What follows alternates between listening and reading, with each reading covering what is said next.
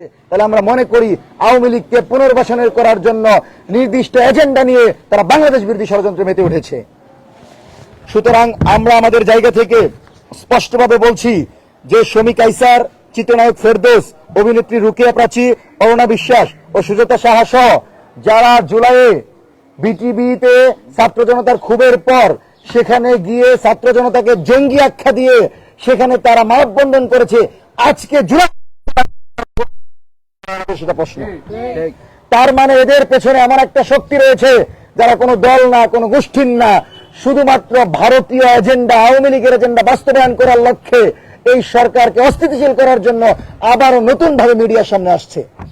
আপনি দেখতে পাচ্ছেন যে সুমন যে বিচারিক হত্যাকাণ্ডের মাধ্যমে বাংলাদেশের জনগণের নেতা সাকা চৌধুরীকে ফাঁসির দড়িতে ঝুলিয়েছিল, আল্লামা সাঈদী এবং নিজামী সহ অসংখ্য নেতাকর্মীকে বিচার বহির্ভূত হত্যাকাণ্ডের মাধ্যমে ফাঁসিতে ঝুলিয়েছিল, সেই সুমনের বেটসঙ্গী পিয়া জান্নাতুল আজকে প্রকাশ্যে এসে জুলাইয়ের বিরুদ্ধে শাওনের পক্ষে কথা বলে।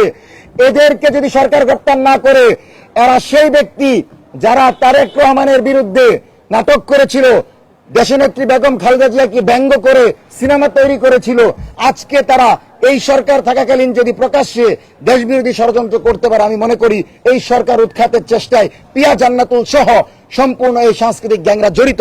আপনি অবাক হবেন, যে সরকার জুলাইয়ের সরকার, সেই সরকার আজকে প্রায় 3 কোটি টাকার উপর বরাদ্দ দিয়েছে।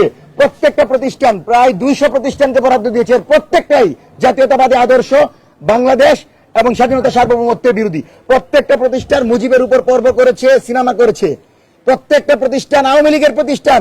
আর এই সরকার জুলাইয়ের কোন প্রতিষ্ঠানকে বরাদ্দ না দিয়ে সবগুলো আওয়ামী লীগের প্রতিষ্ঠানকে বরাদ্দ দিয়েছে। অত্যন্ত লজ্জার বিষয়। আজকে যখন তারেক রহমান ক্ষমতায় বসেছিল, তখন আমরা বলেছিলাম যে আপনি যদি 5 বছর ভালোভাবে দেশকে চালাতে চান, তাহলে জুলাইকে ধারণ করে চালান, আমরা আপনার সহযোগী হব।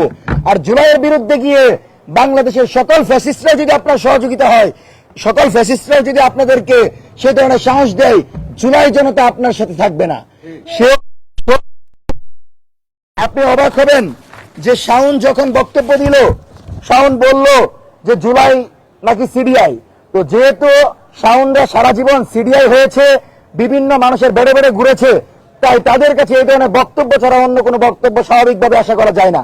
কিন্তু প্রশ্ন হচ্ছে তাদের এই বক্তব্য কখন আসছে?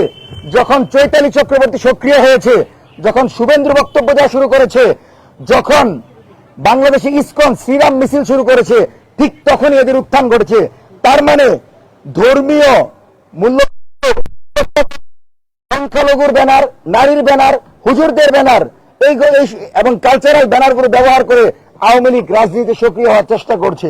সেজন্য তারেক রহমানের সরকারকে যদি 5 বছর ক্ষমতায় থাকতে হয়, যে কোনো মূল্যে পিয়া জান্নাতুল, শাওন